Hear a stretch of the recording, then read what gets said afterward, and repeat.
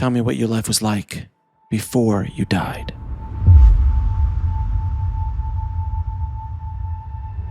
I was a young girl that had never really partied, and I went to the bathroom and I did what I thought was going to be a simple little setup, little things for each of us. And I decided I was going to take a bath. And within just a few seconds, my nose exploded. I was bleeding from both nostrils. My eyes started, the blood vessels in my eyes started to break. I collapsed into the bathtub. I don't remember. I just saw my heart pounding. I wanted to scream for somebody, but I was totally numb. My face was numb. My throat was numb. And immediately I just felt myself sinking. And I was already in the bath at this point. It took me about 3 seconds from one to the other. And I began to sink through the actual, which was the most unusual feeling, because I was totally in fear, panicking. I could hear my heart pounding in my ears. I could hear myself trying to breathe. But then in one moment, it was just like drowning inside myself. And then I was sinking through the water, through the cast iron bathtub. I could feel the metal. I could taste the metal somehow, even without my body. And I was going through the floor of it was a first story hotel room, moving through it downward, not upward, as most people experience. I was sinking downward and I could feel the earth. I could smell it. I could feel this dark, cool feeling. But yet I knew I was very separate from my body. And I instantly began to, it feels like I was there for a day. And I remember just saying, this is what I deserved, because I had been the victim of sexual abuse. Had no parents that really loved me. My mother abandoned me in a bathtub when I was 3, in a hotel room. I really didn't have self-love. So I, in that moment, believed, and my mindset believed I deserved that. And so in that few moments, I was very separate from everything that felt like God. And I had to go inward to find that place. And I remember I went to Awanas when I was a little girl. And it was like a little Wednesday night program at church. And there was this little song about Jesus and, do you love me? I love you. And I started to kind of sing inside myself, if you're real, do you remember me? Kind of singing that song. And it's still emotional even now, just saying, do you remember me? And as I began to think it, my mind was like a balloon carrying me upward back through the sinking. I went just almost shooting up, as if my own mindset was determining where I was going to go. I mean, it's the most incredible thing. My mindset was taking me either to heaven or to hell, my own belief. And I began to rise up.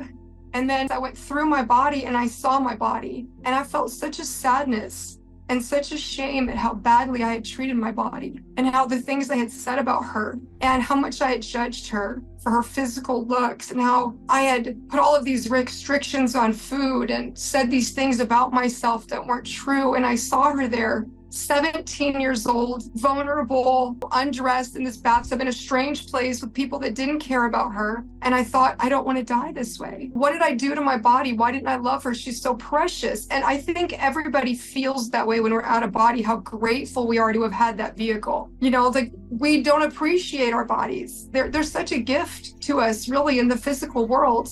We can't experience the joys of food or so many other things that we can't enjoy in the spirit. So I looked at my body and I kind of wanted to stop there for a moment, but I kept going upward. And it was like 2 stories up. I was with a guide, and the guide I could not see the face of, but I could see a very bright image around the guide. And I started to cry. And my guide said to me, without talking, just through the mind, you don't need to cry. It's okay. And I said, I deserve to be in hell. And I was just so upset. Like, why am I here? I don't deserve to be here. I should go to hell. I'm not a good kid. I'm not a good person. I haven't been a good person.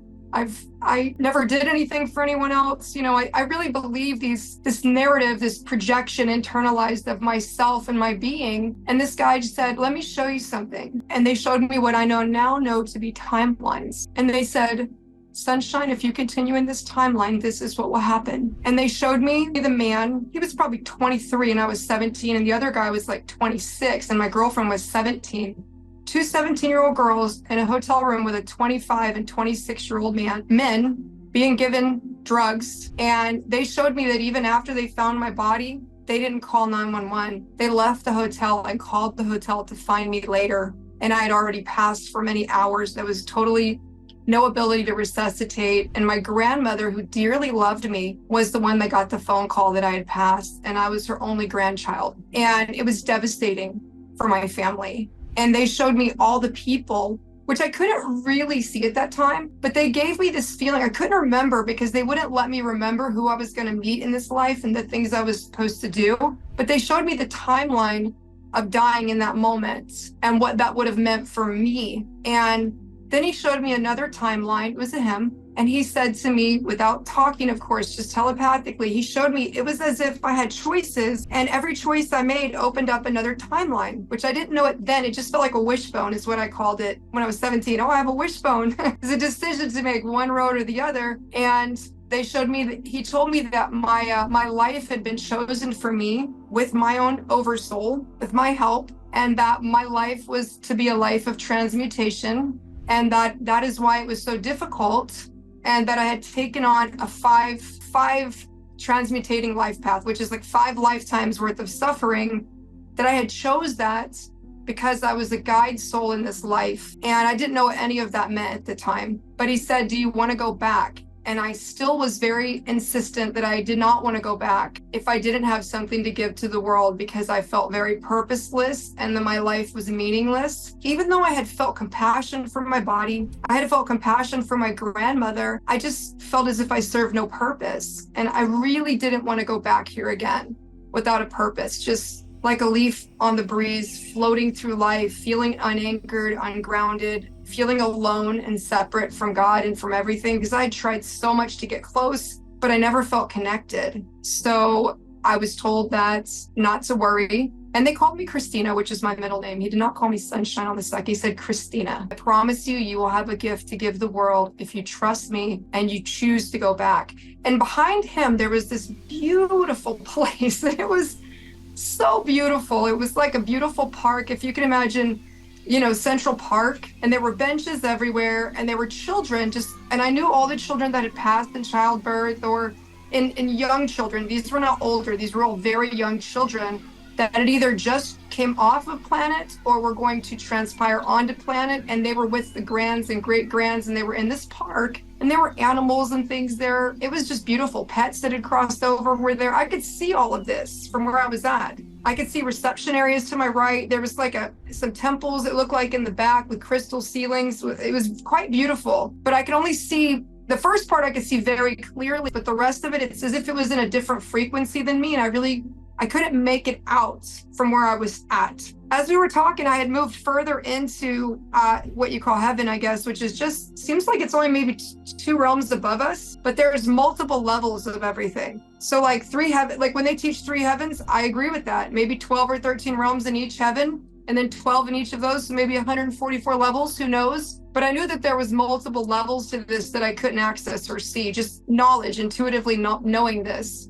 And I decided to come back. I made the decision because I felt really confident in that promise that there was something I was here to give the world, that there was some purpose for me. And I wasn't just a name, a faceless child, a person that didn't matter. I felt they promised me, and the promise felt so real, that there was something important I was going to do in the world that would make a difference, that if I chose this timeline, I would be cheating. Like I said, I don't remember, but I know they did show me many things. But when I came back, I couldn't remember the details of like me meeting you right now, or, me doing the things that saving the lives I've saved as an EMT or as a surge tech. Like those things I never really got to see, but they gave me enough confidence that my life had a huge meaning for me to choose to come back. It wasn't a life review. It wasn't a life review in the fact of, this is your life, this is what you did. I knew already that I felt so condemned because of my religious background that I didn't need the review. I already believed I deserved to go to hell. I believed I was totally impure, totally unsaved, unworthy. I was so convinced of my unworthiness, and that I didn't have a value to God. How could he love me? So I already had so much self-condemnation that they didn't even try to condemn me. Actually, they were trying to raise me up into my worth and value and say no. And they showed me 2 timelines, which I didn't really look back on my life, which is strange. I never looked back on my life. In the first NDE, no. The light, yes, I did get rose up in light. My guide was there because I didn't go through any whoosh I went from the bottom up through, saw my body. Then there was immediately a guide with me, and then the guide and I went together to this reception area. And in that reception area, as I said, he showed me two timelines, one where I would pass then, and it would cause a great deal of suffering, and I would have negated this life path, and essentially I would have had to do it over, is what I think I was being told. Now, I don't remember those words, but I remember the feeling of, I don't want to do this again.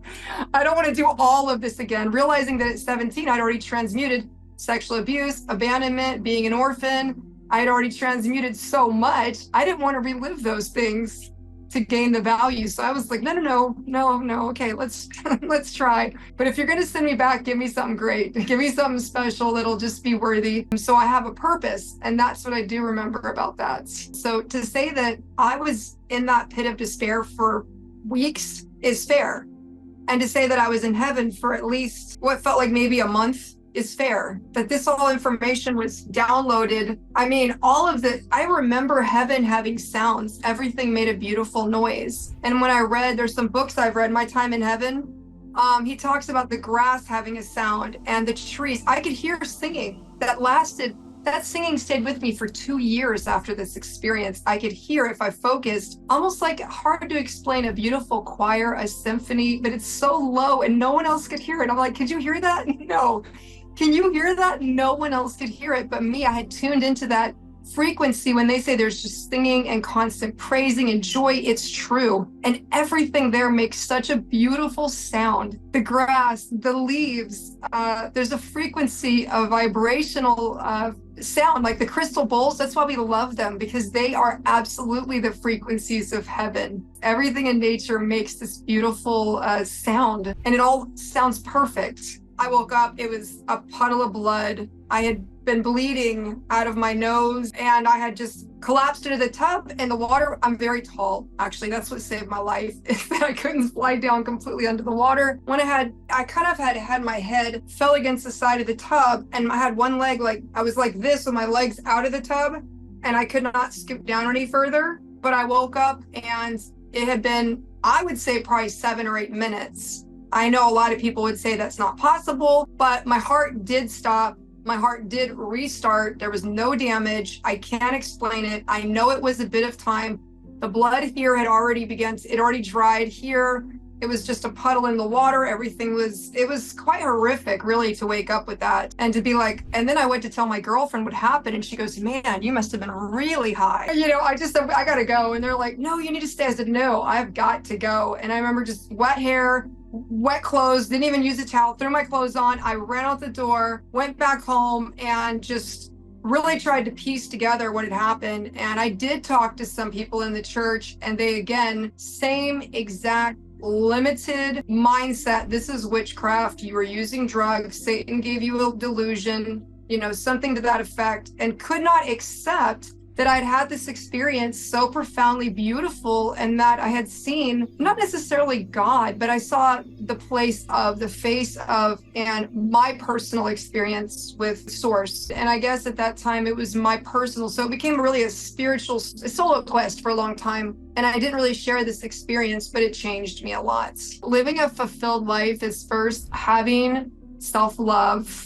Like I said, that first one was major. If you can't find a way to love yourself, then the love other people give you will never be enough. If you seek all validation in others, they can take that away. So loving yourself, no matter what it is you love about yourself.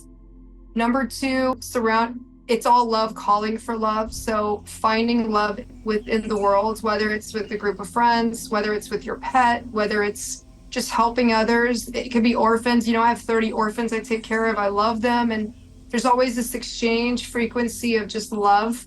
So love yourself, love others, and find a purpose in life. Because without purpose, it's very easy to get discouraged and bogged down and stuck in ourselves. To serve God and to serve each other, just to serve, to just be of service. So learn to love one single living thing. And if you've done that, you already have a great purpose.